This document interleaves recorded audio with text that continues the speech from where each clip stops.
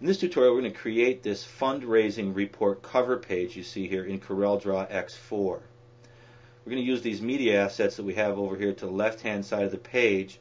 We're going to create this abstract graphic that we have on the left-hand side of the page, and then we'll go ahead and set up the rest of our text and our logo for the cover of the report. So to get started, what I'd like to do is I'll just go down here to Page. I'll right-click and select Insert Page After. Then I'm going to go up to View, and I'm going to come down to Show, and I'm going to select Show Printable Area, so that I know that I'll be working in the printable area of the page as I'm doing my design work. I'm going to start out with a simple rectangle shape. I'll come up here to the corner, and then I'll just drag that down across here, as you can see there. I'm going to go ahead and get my shaping tool, and I'm going to convert this to curves. So I'll right-click and select Convert to Curves. Then I'm going to click on this line segment to the right, right-click on that, and select Convert that to a curve also. Then I'm going to go ahead and grab that and pull that into a curve shape. Then I'm going to come up to this node in the upper right-hand corner. Left click on that, start moving it, hold down my control key to constrain that motion, and then just do a little bit of tweaking with the handles on my nodes here. First thing I want to do is I want to take this bitmap and apply that to this vector object. I'll do that simply by right-clicking on that. Then I'll drag that holding my right mouse button down and release on top of my vector object and select Power Clip Inside, and now my bitmap is inside of my vector object. I'll right-click on my vector object and go to Edit Contents.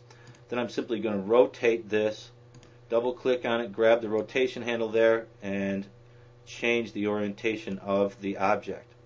Then I'm going to mirror this vertically because I like the way that this shape is going to fit the shape that I have along the curve in the vector object better here at the top to the bottom the way it's orientated now. So I'll just pull this up here and start resizing my bitmap to fit within my vector shape, as you can see here. And you can see that the curve or the abstract effect of the blue really follows the effect that I've created in the vector here. So I like that, and that's what I want.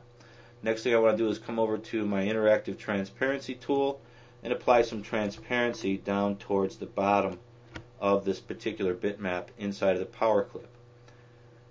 Then I'm going to right click and select Finish Editing this level, and I'm going to give this vector object a blue fill. And actually I want to come off my power clip. I clipped on white there by accident. I want to come and click on a blue here, as you can see right there. Now what I want to do is I want to prepare my globe graphic to go inside of here. And the way I'm going to do that is I'm going to start out by changing the color. As we can see on page 1, we've got kind of like a light blue to dark blue fade or gradient fill in that object. So I'll use my interactive fill tool for that right down here at the bottom of the toolbar. I'll just left click, hold, and drag, and I'll start to create an interactive fill there. Now I'm going to come up to my properties bar and change that to radial, and we'll pull that out a little bit. Now I'm going to grab this color palette, which is the CMYK, and I'm going to bring this over here where we can do some work with it. First of all, I want to go from a light blue to a darker blue. So I'll come up here to my color palette. I'll click on Ice Blue with my left mouse button and start to drag that color chip right into the color chip in my interactive fill here, and you can see that changed to a light blue. Then I'm going to come over next to that. I've got a sky blue, and I'm going to left click and drag that down to where I had the black, and now I've created my lighter blue to darker blue fill effect on my vector object. The next thing I want to do is I want to edit this in Corel Photo Paint, so I'm going to go ahead and create a rectangle around this object so I'll have some room in my bitmap to work with when I open this up in Photo Paint. I'm going to go ahead and right click to take the outline off of that bitmap object. I'm going to select both of my objects, and what I'm going to do is I'm going to group here just to make sure everything's on the same layer before I convert to a bitmap. Then I'm going to go ahead with my bitmap selected. I could go here and I could go to bitmap, not my bitmap but my vector object selected, and convert to bitmap, 300 dpi, CMYK, that's fine. We'll select OK. Then I want to go to Edit Bitmap up here in the Properties bar, and that will open my bitmap in Corel Photo Paint.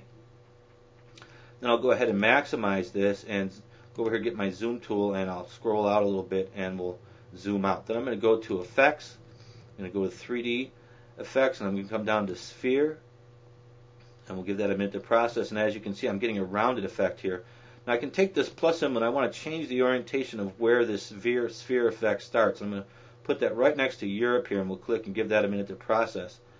And we've got, I'm going to go ahead and adjust this. I want to see if we can make it a little bit more That's not what I want. We'll bring this up to, let's say, 38 and see what we get there. And we're getting pretty close here. I'm going to grab this plus again here, and I'm going to click on that here, and I'm going to bring that over here next to Europe a little bit more, and let's see what we get. Now I've got the effect that I want. You can see North America, Europe, and part of Africa here. So I'm going to select OK.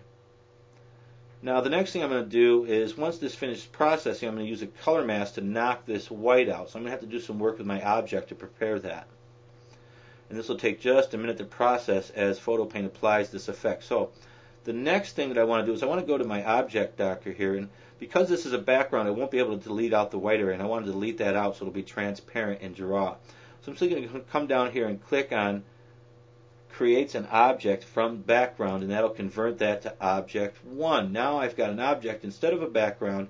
Then I want to go to mask, color mask, and I want to click on the color white and select OK, and now I'll have a mask around the color white. Now the next thing I want to do is I want to go to mask, mask outline, and I want to expand my mask by 1 pixel just to knock off some of the anti-alias into the white that I would have in this bitmapped object, and I'll select OK. Then I want to come over here and click on my eraser tool and just hit the delete key, and then I'll go ahead and select save. And then when I open Draw back up, we'll see that we have our globe with a transparent background set in it, and we can go ahead and start to put that into our power clipped vector object here. We just right click, drag over, and select power clip inside. Then I'm going to go ahead, right click on that vector object, go to edit contents. I'm going to resize this globe right about where I'd want it, which is just about right here, as you can see there. So we'll have some globe effect in here. The next thing I want to do is put a little white drop shadow behind that so it offsets it with the background color, brings some contrast into this globe image. Come over here to my interactive tools, click and go down to my drop shadow. Go ahead and left click, hold down, and release. And now I've created a drop shadow. And I could use a black or a white color in here, but I'm going to go with white. But to do that, I'm going to have to change this to a normal, and then I can go ahead and select white in my color palette here. I'm going to change my opacity to 100% and hit enter, as you can see there. And then I'm going to go ahead and right click and select finish editing this level, and now I have my globe shape set up inside of my abstract vector object here. All that remains is I need to take my logo over here, and I'll bring that and kind of center that on the page. Now I can see on this vector object I've got an outline here. I don't want that, so I'll come over here to my color palette, right click, take that outline off. Then I can resize this to go into my printable area a little bit better, as you can see right there. Now I could go in here and do some more tweaking, and I think I will do that. I'm going to right click and select edit contents. Right click again and select edit contents, and we'll get inside of our power clip. And I've got this drop shadow object. I want to change this blue a little bit.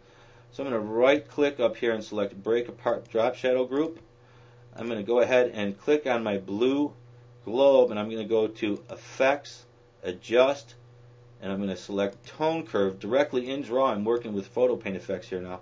I'm going to go ahead and pull this little arch up here, the line. I'm going to arch that holding down my left mouse button. I'm going to put my preview on lock so I can see that, and I'll see what type of effect I have on my globe. Now I've got a little bit more contrast there, and that's what I wanted, so I'll select OK. Now I might want to adjust my transparency here inside of this power clip. So actually I'm going to go back to my transparency tool just to offset this contrast even more. And we'll do something like this, and then we'll have some even greater effect with our contrast for the globe in our effects. So I'll right click after I've done that, go to finish editing this level, and now you can clearly make out the globe that's in there. But I'm going to change this fill to make that a little bit darker. Left click, hold down, I'll get a darker blue color. Now I've got lots of contrast there, and I've also got my logo set up. Very similar to what we see on page 1. Now the next thing I'm going to do, a little bit different but very similar. You never get the same thing twice when you're doing these recreation type projects unless you're doing exact recreations, but for the sake of the tutorial we'll just continue on here. All I need to do now is just add my text here to the bottom and my text down in the right hand corner. So what I'm going to do is I'm just going to go ahead and type in fundraising report.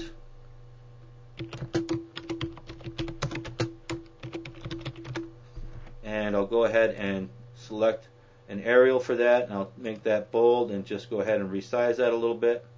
Then what I'll do is I'll go ahead and click here, and I'll just lasso everything and hit my C key and center it all. And then all I need to do is come down here and type in my name and information for the cover letter report. So you can see that very quickly you can do a lot of effects with vector and bitmap tools both in CorelDRAW and Corel Photo Paint to design something like this report cover letter or report cover that you see here.